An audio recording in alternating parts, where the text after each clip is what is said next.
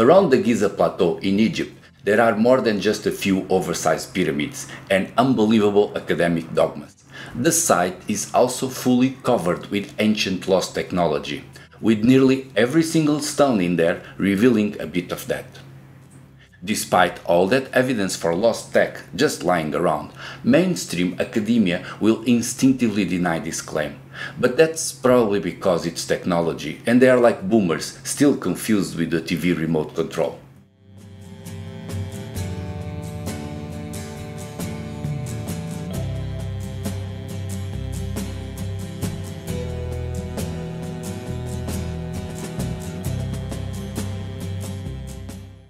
Whilst those boomers call their grandsons to help them post a comment in disgust with what I've just said, let me stress out that nearly all the megalithic constructions around the world, at least the important ones, have in common a similar lost technology.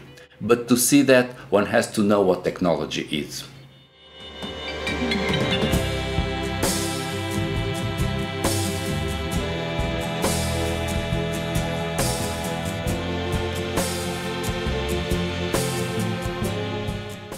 The word technology can be misleading.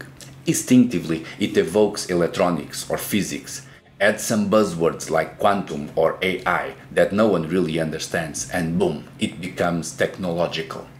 However, the dictionary defines technology quite simply as the application of knowledge to achieve practical results. Even further, technology can refer to intangibles like computer software or the ability to spread ideas or organize people. So, as long as there is a carved stone, a drawing or a tool, technology was used. Lost or not, that's another thing.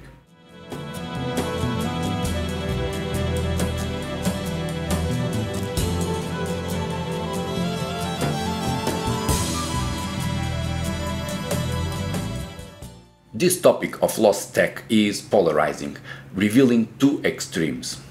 One side will say the pyramids were built by slaves, savages, with their bare hands, whilst others would go to the other extreme, claiming it had to have alien technology with time travel involved. I'd say common sense for those two is not in the middle, because half wrong is not right.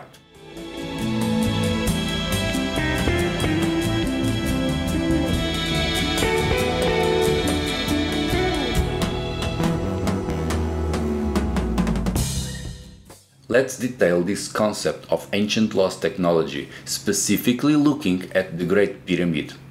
It's ancient, right? Who can claim otherwise? Next, it's technology for sure. It got made and it's not natural. And finally, is it lost? Well, yes, the technology is lost because of the simple fact that we cannot agree on how or why the pyramids were made. Let's make a few other comparisons to better explain.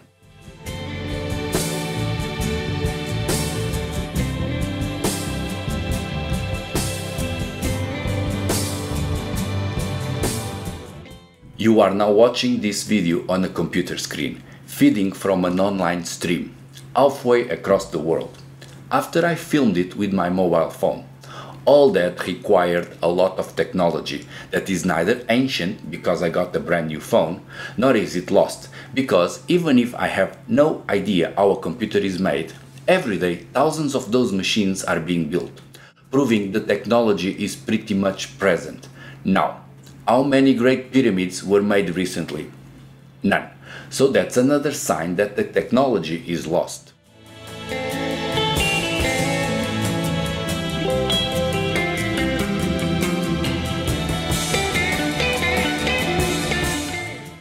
Let's now consider two older examples of mysterious technologies common in Cyclopean sites around the world: the nubs and the metal clamps. From Peru to India or Egypt, even in the pyramids, we can find both these techniques in so many stones it's hard to miss there's something going on. These two, the nubs and the metal clamps, they are both clearly ancient and technology, but are they lost?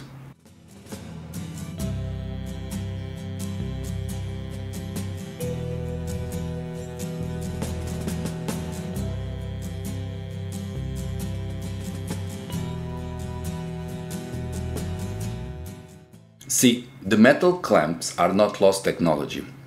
It is obvious what they were intended for, how they were used, and if even I can see how it works, it was probably not such a brilliant idea to start with, to use a bit of poured metal to keep two stones bonded together. For the metal clamps, the standing mystery is the question of the inspiration, of possible contact between builders. Did the people get in touch to communicate this idea, or did each one of them come up with the skill all alone? Both can be true, but since we can look at the metal clamps and understand the intention of the builders, it's more likely that the builders could have invented it all by themselves.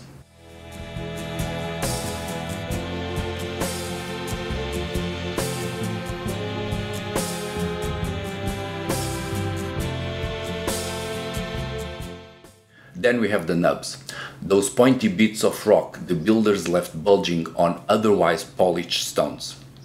That's a complete loss. Despite there being a lot of people with theories for what the nubs are, the truth is that they are just guessing. They have no way of knowing why the nubs were made. And likewise importantly, why were not the nubs removed from the finished stones? Considering the most common suggestion is that the nubs were useful for holding the stones for helping with transport, which I find silly. A round blob is not a good way to hold anything. Plus, such a basic utilitarian feature should have been polished away after the installation.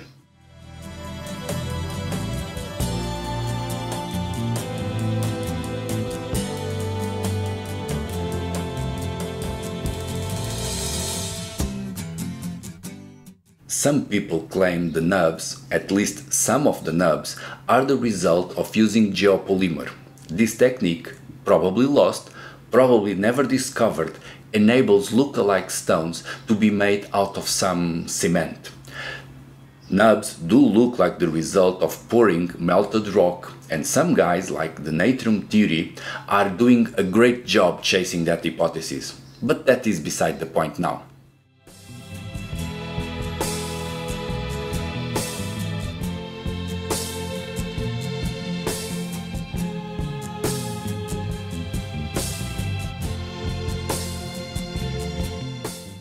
The point is that the purpose of the nubs is completely lost to time.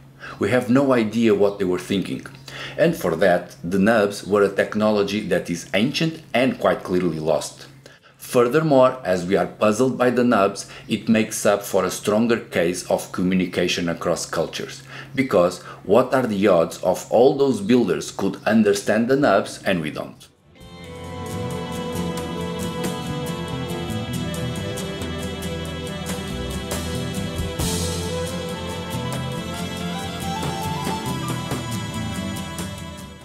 In the case of megalithic constructions like the pyramids, the exciting lost technology usually concerns the ability to dress stones into strange shapes, making it super precise or with drill markings, or even to look melted, which are my favorite.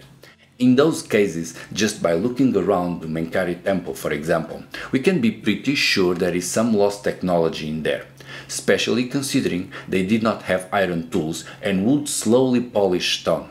It's just like magic.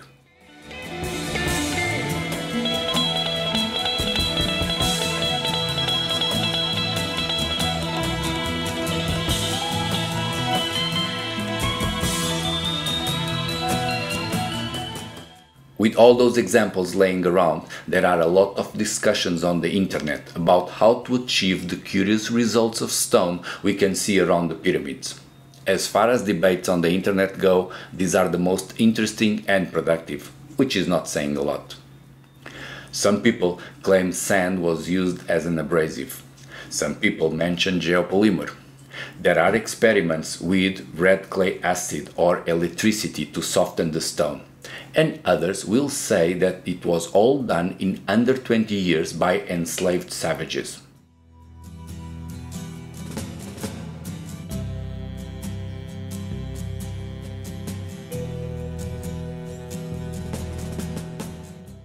Whatever idea is more or less credible, the key fact is that if there's a big debate concerning how something was made, then it clearly points out to the technology being lost.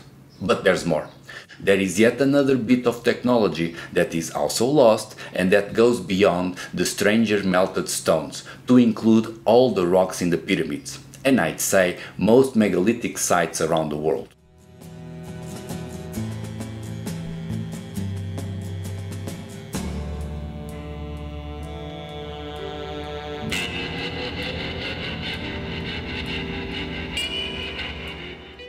That's where the thing with the ancient lost technology being so widespread it's found in nearly every rock under our nose, in a way we don't even notice it anymore, comes in. No, it's not about using cosmic radiation to harvest the energy lines of the Earth. Nothing like it. The widespread, overwhelming ancient lost technology we can see in almost every megalithic ruin around the world, it's the cooperation.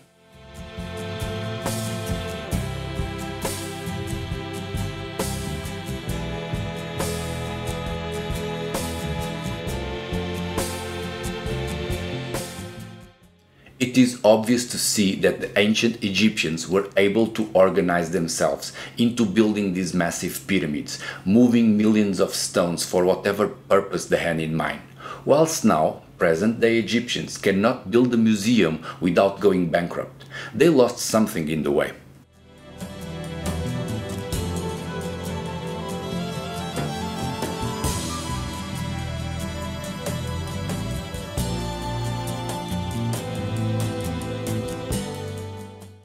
Academics will jump in saying it's not lost, it's even written down. Yes, the dynastic Egyptians had writing that might have helped them build the pyramids. But they were the exception. The vast majority of megalithic sites were built before writing was a thing. And even for the Egyptians, as far as we can read their text, the questions remain. Going beyond how they carved some rock to look like Play-Doh, to how they got all those people to work together.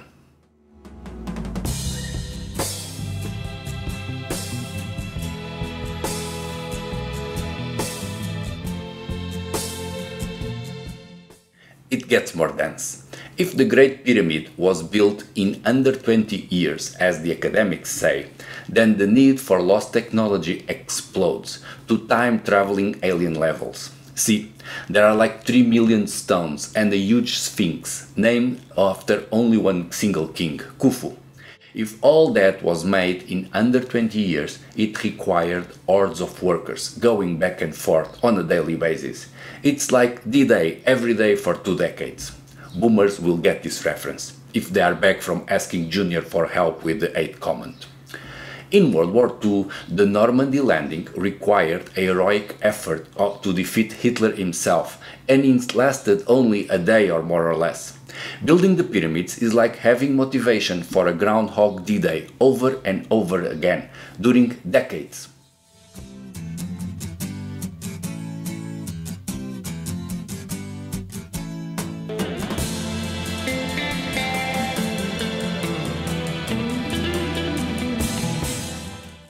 Okay, let's get back to normal.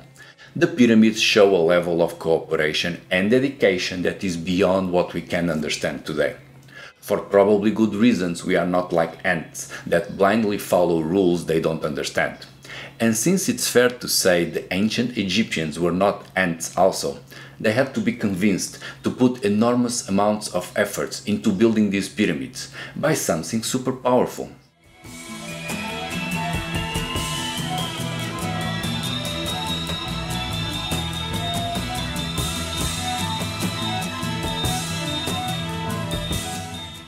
Furthermore, the slaving theory, whereas the pyramids were built with forced labor, it's not very convincing, because slaves need to be brutally controlled. Thus, having tens of thousands of slaves concentrated in one place for a long time does not look safe for the slave master.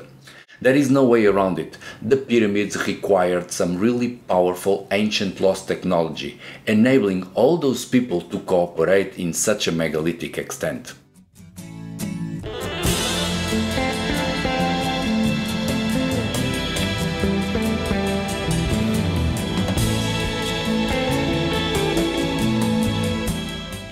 What was it? We don't know. It was lost. That's the whole point here. Anyway, one looks at the pyramids, has a spaceship, a tomb, built in 20 or 200 years, before or after the flood. There is ancient lost technology everywhere, not just in the crazy melted stones.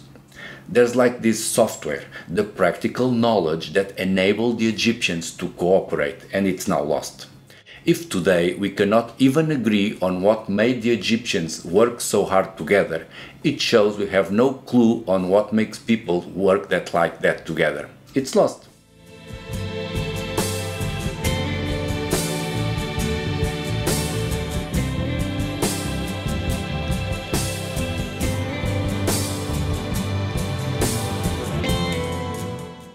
I understand that this "what makes people cooperate as if they were hypnotized ants" might look like small tech when compared to alien spaceships or melted rock. But if we don't understand what it was that enabled the Egyptians to cooperate so extensively, can we really be the judges of how important it was? Or putting it in another way, can you imagine what we all could do today with such a powerful cooperation tool in our hands?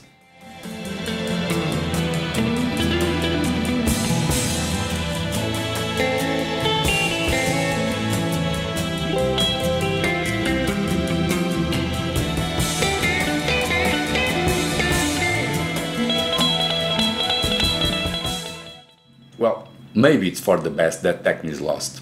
I wouldn't fancy myself as an hypnotized ant building a pyramid. I'd rather think for myself and just keep doing these videos on my own terms. Hope you like them too. See you around.